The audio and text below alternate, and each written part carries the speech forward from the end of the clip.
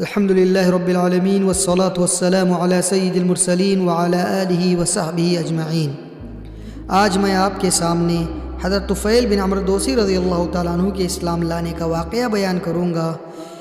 حضرت طفیل بن عمرو دوسی رضی اللہ تعالیٰ عنہ ایک شریف انسان تھے اور شاعر تھے، سوجھ بوجھ کے مالک اور قبیلہ دوس کے سردار تھے۔ وہ نبوت کے 11ویں سال مکہ تشریف لائے تو وہاں پہنچنے سے پہلے ہی اہل مکہ نے ان کا استقبال کیا اور نہایت عزت و احترام سے پیش آئے، اور پھر ان سے عرض کیا، اے طفیل، آپ ہمارے شہر تشریف لائے ہیں اور یہ شخص جو ہمارے درمیان ہے اس نے ہمیں سخت پیچیدگی میں پھنسا رکھا ہے، ہماری جمعیت بکھیر دی ہے اور ہمارا شیرازہ منتشر کر دیا ہے۔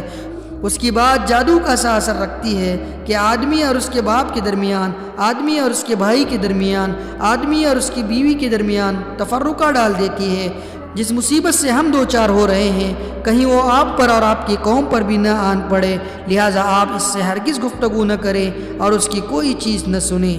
حضرت طفیل رضی اللہ تعالیٰ عنہ کا ارشاد ہے کہ یہ لوگ مجھے برابر اسی طرح کی باتیں سمجھاتے رہے، یہاں تک کہ میں نے تہیہ کر لیا کہ نہ میں آپ صلی اللہ علیہ وسلم کی کوئی چیز سنوں گا، نہ آپ صلی اللہ علیہ وسلم سے بات چیت کروں گا،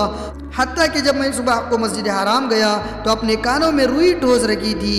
کہ آپ صلی اللہ علیہ وسلم کی کوئی بات میرے کانوں میں پڑ جائے، لیکن اللہ کو منظور تھا کہ آپ صلی اللہ علیہ وسلم کی بعض باتیں مجھے سنائی دے، چنانچہ میں نے بڑا عمدہ کلام سنا۔ پھر میں نے اپنے جی میں کہا، بخدا میں ایک سوجھ بوجھ رکھنے والا شاعر آدمی ہوں، مجھ پر بھلا برا چھپا نہیں رہ سکتا، پھر کیوں نہ میں اس شخص کی بات سنوں، اگر اچھی ہوئی تو قبول کر لوں گا، بری ہوئی تو چھوڑ دوں گا۔ یہ سوچ کر میں رک گیا، اور جب آپ صلی اللہ علیہ وسلم گھر پلٹے تو میں بھی پیچھے ہو لیا۔ آپ صلی اللہ علیہ وسلم اندر داخل ہوئے تو میں بھی داخل ہو گیا، اور آپ صلی اللہ علیہ وسلم کو اپنی آمد کا واقعہ اور لوگوں کے خوف دلانے کی کیفیت، پھر کان میں روئی ٹھوسنے اور اس کے باوجود آپ صلی اللہ علیہ وسلم کی بعض باتیں سن لینے کی تفصیلات بتائی۔ پھر عرض کیا کہ آپ صلی اللہ علیہ وسلم اپنی بات پیش کیجئے۔ آپ صلی اللہ علیہ وسلم نے مجھ پر اسلام پیش کیا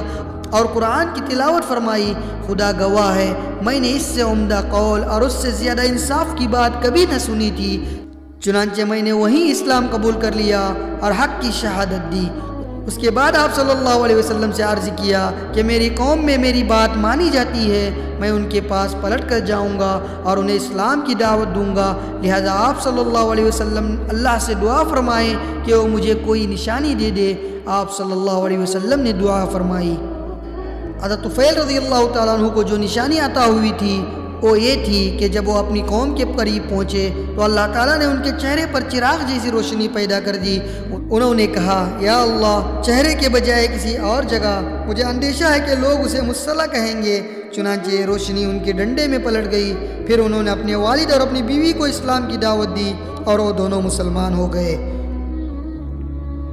لیکن قوم نے اسلام قبول کرنے میں تاخیر کی، مگر حضرت طفیل رضی اللہ تعالیٰ عنہ بھی مسلسل کوشاں رہے، حتیٰ کہ غزوہ خندق کے بعد جب انہوں نے ہجرت فرمائی تو ان کے ساتھ ان کی قوم کے 70 یا 80 خاندان تھے۔ حضرت طفیل رضی اللہ تعالیٰ عنہ نے اسلام میں بڑے اہم کارنامے انجام دے کر یمامہ کی جنگ میں جام شہادت نوش فرمایا۔